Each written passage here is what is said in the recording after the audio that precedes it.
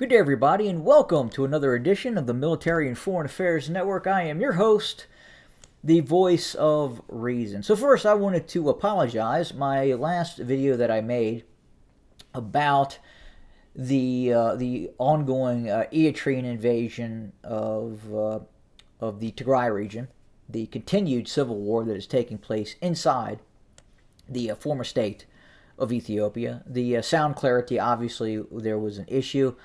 I believe I have that now fixed. All corrected, so this should sound fairly decent. Now, as I was talking about, just a brief synopsis about what I was discussing, in case some of you decided to just turn it off because of the sound quality, which I completely understand. What is happening right now in terms of the stalled offensive by the Eritrean military. So again, we know the Eritrean military has attempted to move south towards Adigrat, south towards Adwa, and then obviously their major drive is towards Shire. And we believe at this point they are still well north of Shire. Now, because Shire is being shelled by the Eritrean military, some would believe that they are using field guns that are essentially much closer than what is actually happening on the ground.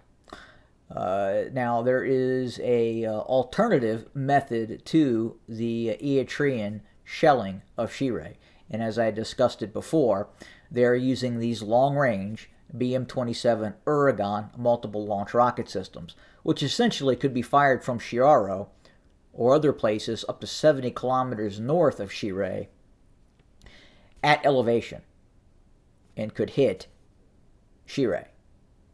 They're not using BM-27 Uragans, the Eritrean military, as close support weapons. These are not battlefield support weapons in terms of how the Eritrean military uses them. And it's a sign that they're having to resort to some sort of a desperate act of terror bombing some of these northern Tigrayan cities because their offensive operation, right now at least, has stalled.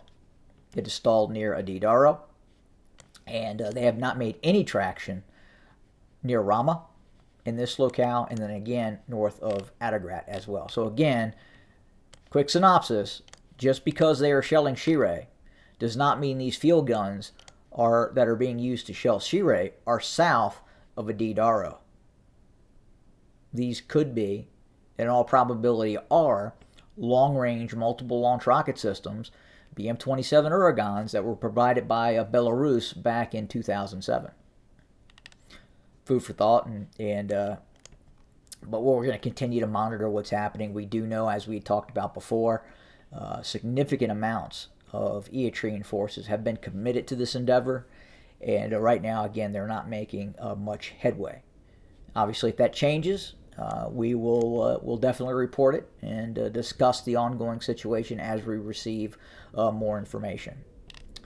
Further to the north, in the ongoing conflict that is taking place between the war between Russia and Ukraine, we continue to see the Russians deploy its air force, its cruise missiles, to strike at command and control targets inside of Ukraine, and target its energy infrastructure as well.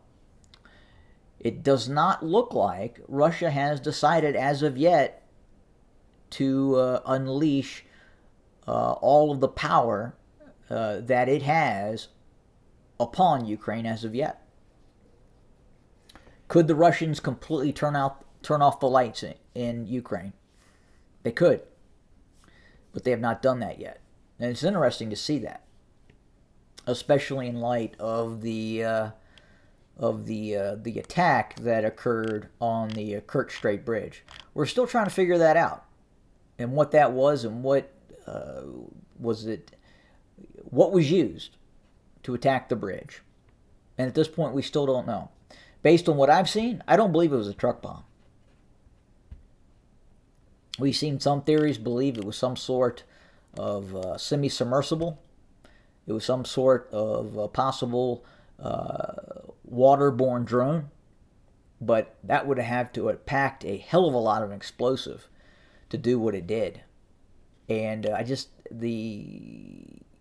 just doesn't look like a truck bomb in terms of the way that span was collapsed, the actual road span that was collapsed. And that's this section here.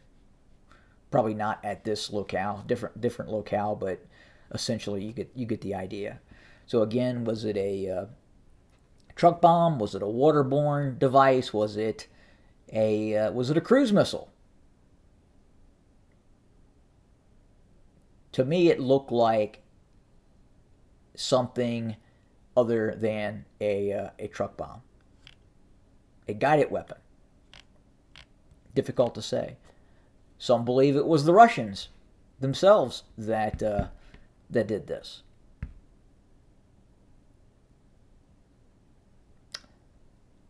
But if the Russians were going to use that as a pretext to attack targets inside of Ukraine, the likes of which it has done over the past 48 hours, they could have done that at any point. They could have done that when the Ukrainians attacked Sevastopol, or just north of Sevastopol. They could have done that when Belgorod was hit. So I don't think they needed a pretext to conduct the type of operation that they conducted in Ukraine. I think it was a legitimate operation based on what happened on the Kerch Strait Bridge because of that attack. So is it possible the Russians did it themselves? I guess. But again, I think we're reaching here. But again, that's kind of where we still sit. It looks like this Kherson offensive, as we talked about before, has essentially stalled. We believe the objective, if it would have been successful, was to collapse the Russian lines and have Ukrainian forces drive all the way down here towards Nova Kakhovka. Right here. They didn't make it. They're still up here. And in the east, we're now hearing reports of a renewed uptick in Russian operations towards Bakhmut and north of Bakhmut towards Lyman as well. So it looks like the Russians have, I don't want to say regained momentum, because they have not regained momentum. They are patching things up, so to speak. They are putting the pieces in position for possibly renewed operations, more like probably towards winter, and preventing ongoing Ukrainian offensive operations, both in the Donbass, east of Zaporizhia, and then obviously Kherson as well. But that's where we're at for today. We'll continue to coverage, report, and bring you more content as we get it. Thanks for joining us, everybody. And again, my apologies for the poor audio on the previous video. Have a good day.